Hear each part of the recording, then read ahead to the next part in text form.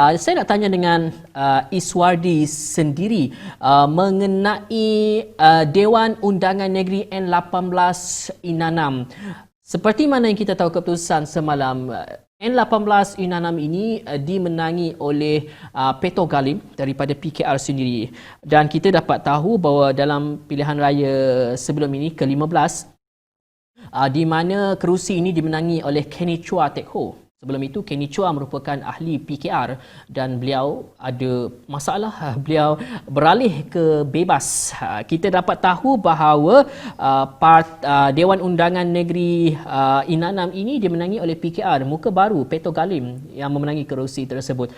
Saya nak tanya dengan Is sendiri, adakah Is merasakan bahawa rakyat ataupun penduduk di sekitar Inanam memilih PKR berbanding orang yang bertanding dalam parti-parti tersebut? Silakan Is. Ya. Okey. Kita kena faham locality tu saya kata tadi, angkubah dia apa orang kata, angka ubah ataupun dia apa orang kata dia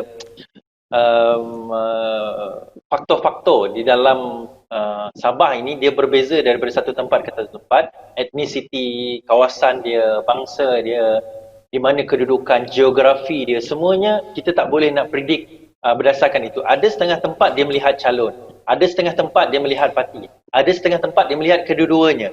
Dan dalam kes di Inanam ni, kalau kita tengok bahawa Kenny Chua yang bertanding sebelum ini di bawah tiket Parti Keadilan Rakyat dan akhirnya melompat, kita pun tahu perkara tersebut.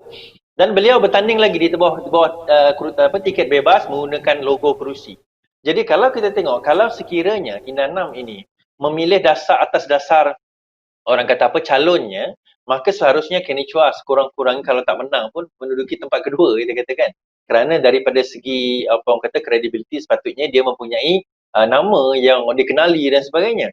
Namun begitu, kita nampak bahawa penduduk di kawasan ini memilih logo lebih utama berbanding dengan memilih, kalau kita dapat saksikan, individu di dalam tempat tersebut.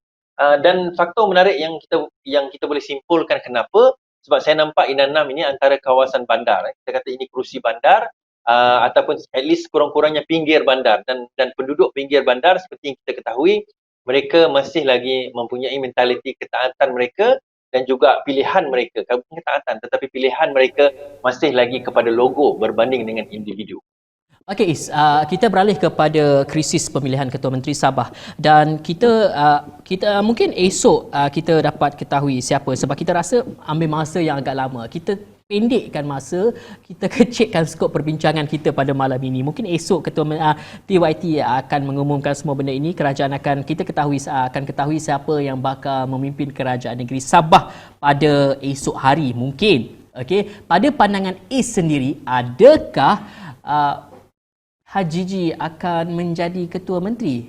Itu soalan terakhir saya sebenarnya. Dan mungkin akan berlaku perubahan secara drastik. Hari ini mungkin ada pola turun naik, semua benda, mungkin langkah Sabah bakal berlaku kan. Pada malam ini kita tidak tahu. Esok mungkin PBS bersama dengan Warisan dan mungkin Syafiee Apdal akan menjadi Ketua Menteri. Adakah itu akan berlaku esok hari? Kalau sekiranya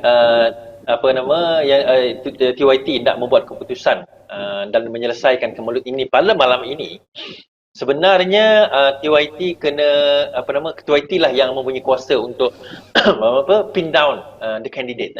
Dan bagi saya, berbanding dengan Buh Mokhtar, Haji G ni lebih sesuai dan lebih layak untuk menjadi Ketua Menteri Sabah berbanding dengan Buh Mokhtar. Ini kita tolak tepi Syafiee Apdal. Kenapa?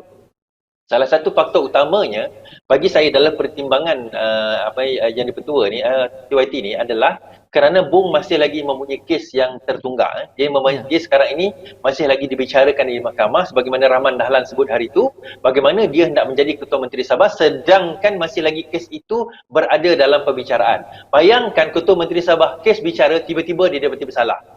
So bagaimana keadaan tersebut? Dia akan jadi satu benda yang menjadi benda yang melukakan, benda yang pelik, benda yang sangat orang kata tak patutlah. Bagaimana seorang Ketua Menteri Sabah boleh disabitkan kesalahan jenayah? Ini bukan kesalahan sivil. Jadi bagi saya, dalam pertimbangan itu berkemungkinan, ini jangkaan saya saja, bahawa TYT akan lebih cenderung kepada Haji G kalau sekiranya dipertimbangkan di antara dua calon. Namun begitu, macam yang saudara kata tadi, bahawa pertimbangan ini akan kita lihat esok. Ada kemungkinan berlaku rundingan malam ini. Malam masih muda, sekarang pukul 10, kita ada beberapa jam lagi sebelum pukul 8 esok. Ya. Jadi kita akan nampak bahawa daripada segi it's still everyone's game. 32 kerusi bukanlah satu yang jauh untuk mencapai 37. 5 kerusi saja yang perlu ditambah untuk menjadi 37. Kalau Star sekiranya nak melompat sekalipun, dah cukup dah untuk membentuk kerajaan yang baru. Star campur dengan 3 parti bebas pun dah cukup dah untuk membentuk kerajaan yang baru bagi warisan. So it is still everyone's game dan dia akan jadi satu benda yang menarik dan kita mungkin ramai orang Sabah tak boleh tidur lena malam ini menunggukan keputusan.